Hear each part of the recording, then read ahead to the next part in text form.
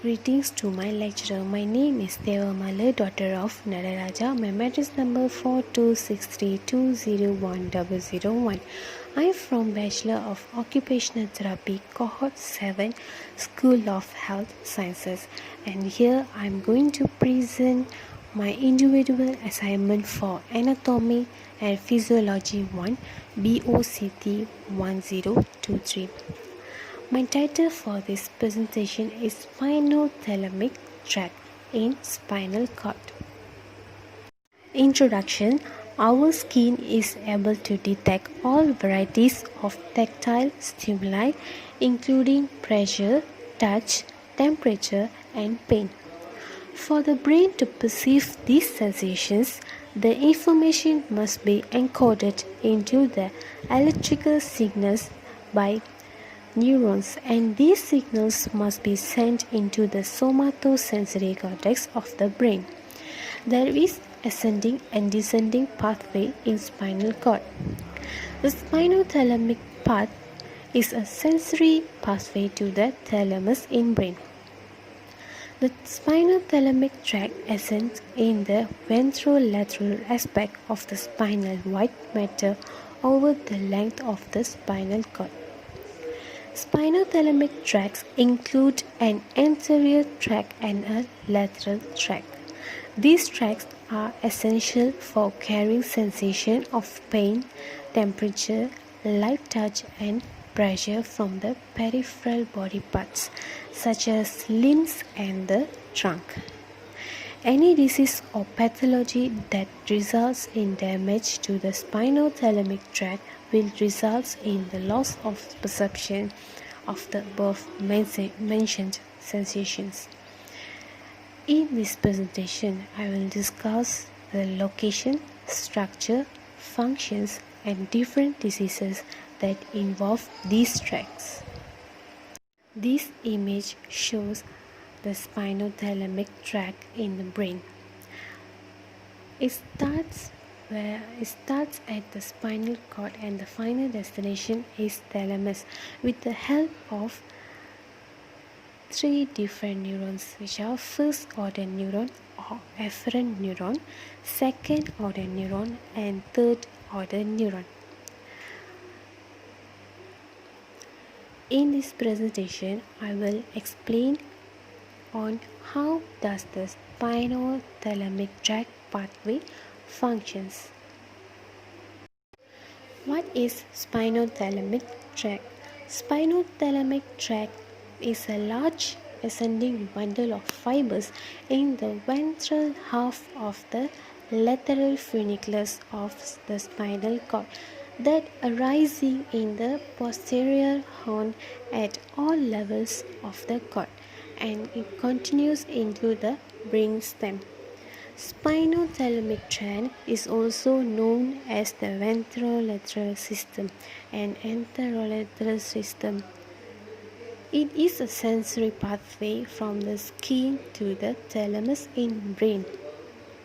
From the ventral posterolateral nucleus in the thalamus, the sensory information is relayed upward to the somatosensory cortex of the postcentral gyrus in brain. Before we go into the explanation of spinothalamic tract pathway, let me explain what is about first, second, and third order neurons that involves in this pathway. First order neuron. It have their cell bodies in the dorsal horn and synapses on the thermoreceptors and nociceptors in the skin. The first order neurons synapse on the second order neurons in the spinal cord. The peripheral process of this neuron connects with the receptor, while the central process enters the spinal cord and terminates by synapsing with the second order neurons. In the case of anterior spinothalamic tract, the peripheral process of first order neurons ends as free nerve endings that perceive light touch and pressure. In the case of lateral spinothalamic tract, the peripheral process ends as the free nerve endings which perceive heat and temperature. The central process of the first neurons terminates at neurons in substantia gelatinosa. Next is second order neuron. It has cell body in the posterior root ganglion and the axons crosses the midline. The axons of second order neurons cross to the opposite side of the spinal cord. On the contralateral side of the spinal cord, half of these fibers arrange anteriorly and ascend as anterior spinothalamic tract. The other half of axons join laterally and ascend as lateral spinothalamic tract. The crossing of axons in the spinal cord means that the spinothalamic tracts ascending in the left half of the spinal cord are actually carrying sensations from the right half of the body. The anterior and lateral spinothalamic tracts continue to ascend in the spinal cord till they reach the medulla oblongata, or also called as hindbrain. In the medulla oblongata, the two tracts join the spinotactal tract to form spinal lemniscus. And the lemniscus continues to ascend through the rest of the brainstem and is passed through the pons and finally terminates the thalamus by synapsing with the third order neurons. Third order neuron. It has the cell body in the thalamus. It gives rise to projection fibers to the cerebral cortex, postcentral gyrus or sensory area. The third order neurons of both the anterior tract and the lateral spinothalamic tract are located in the ventral posterolateral nucleus of the thalamus. They receive anterior and lateral spinothalamic tract in the form of spinal lemniscus. The axons of third order neurons pass through the internal capsule to reach the cerebral cortex. Anterior pathway. Anterior spinothalamic tract is present in the anterior part of the spinal cord, in front of the anterior motor neurons. The vestibulospinal fasciculus is derived from the cells in the posterior column or intermediate gray matter of the opposite side. The two functions associated with the anterior spinothalamic tract are the perception and relaying the sensation of touch and pressure. As the name indicates, it refers to the touch sensation perceived when a very thin or light object is touched with the body. For example, when your friend touches your skin of your hand or arm with a hair, the tip of the pencil or a feather, a touch sensation perceived at the time is called light touch. You will become aware of this sensation because the anterior spinothalamic tract carries the nerve signals to your brain.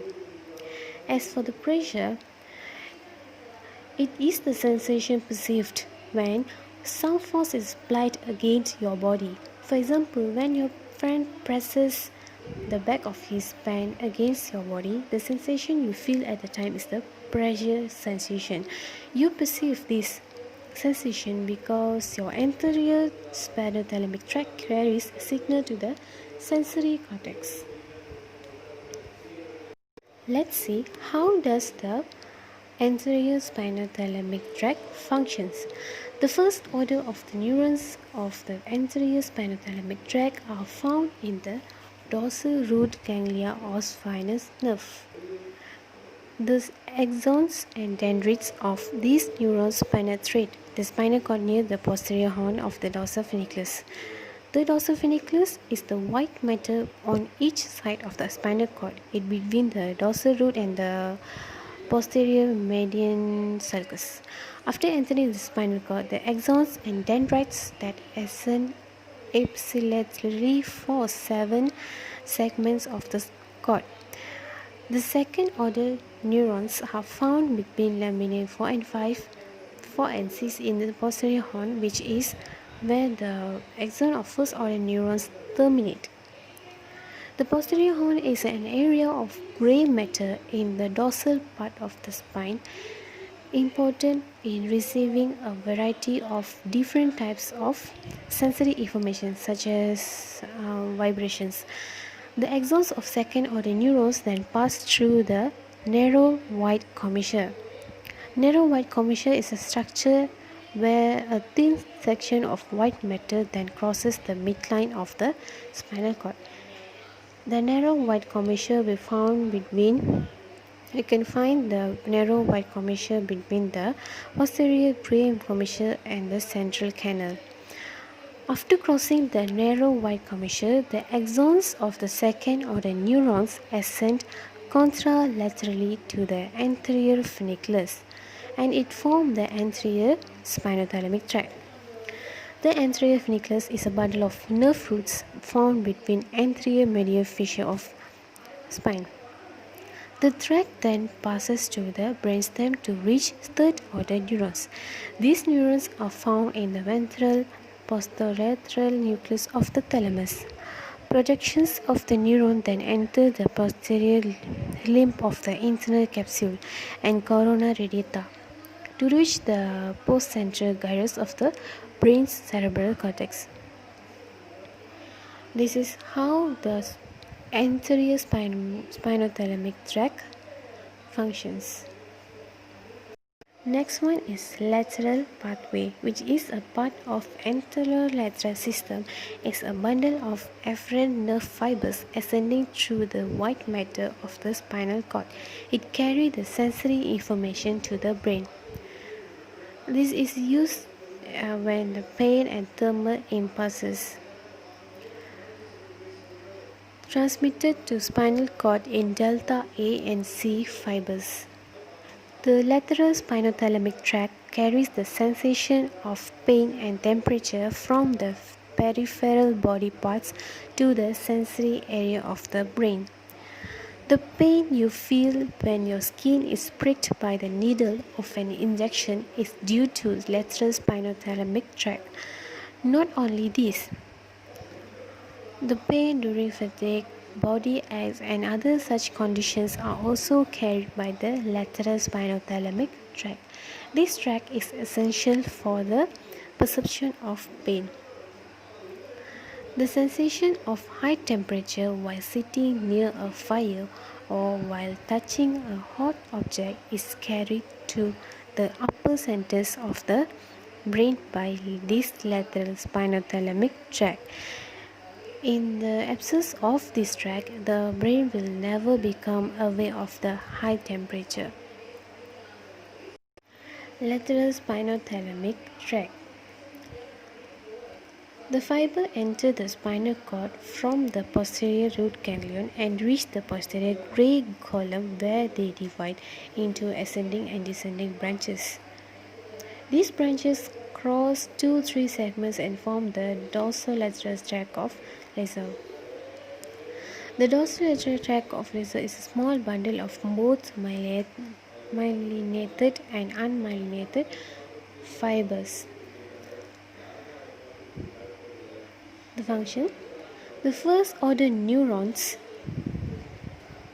of these tracts terminate by synapsing in the posterior gray column with the cell in substantia gelatinosa. The second order neurons cross via the anterior white commissure and ascend contralaterally in the lateral funiculus.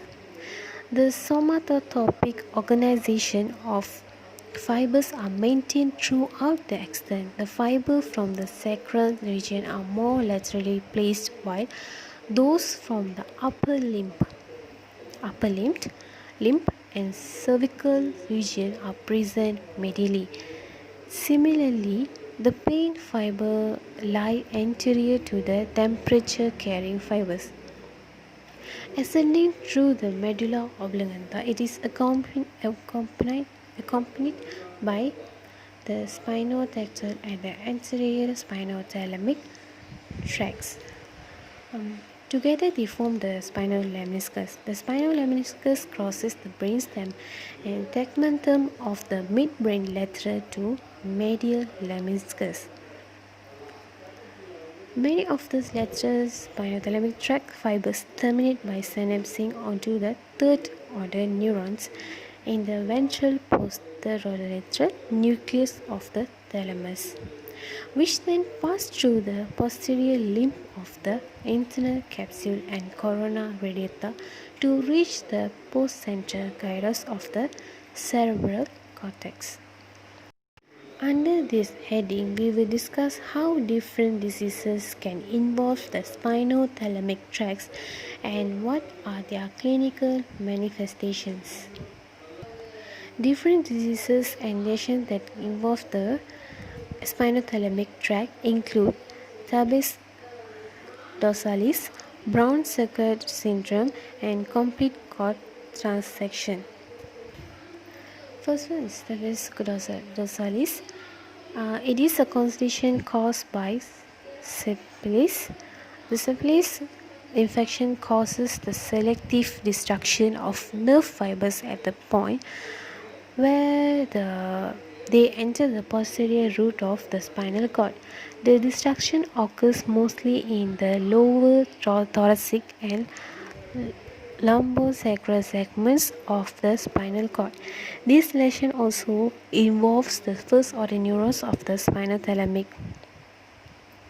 The clinical symptoms including stabbing pain in the lower limb, paresthesia, numbness, and loss of sensations in some parts of the skin of the trunk and lower limbs. Next one is Brown-Sequard syndrome. It is the hemisection of the spinal cord in which one half of the spinal cord loses its function. It may be due to the fracture, dislocation, stab wounds, or etc. This is due to the involvement of the spinothalamic tracts. The brain fails to perceive sensation of touch, pressure, pain, and temperature from the opposite half of the body below the point of lesion. Last one is complete cord transection. It is a pathological condition in which the entire spinal cord loses all its function below the point of lesion. It can also be caused by fracture, dislocation, stab, or bullet wound and expanding tumor. The spinothalamic tract's involvement results in the loss of sensation such as touch, pressure, temperature, and pain from both sides of body. Conclusion: from my findings, I have studied what is about spinothalamic tract. Spinothalamic tracts are the ascending tracts present in each half of the spinal cord. These include an anterior spinothalamic tract and lateral spinothalamic tract. The anterior spinothalamic tract is associated with the sensation of touch and pressure. The lateral spinothalamic tract is associated with the sensation of pain and temperature. The disease and lesions that can involve the spinothalamic tract include tabes dorsalis, Brown-Sequard syndrome, and complete cord transection. So here are the references that I used to complete my presentation. Thank you for listening to my presentation.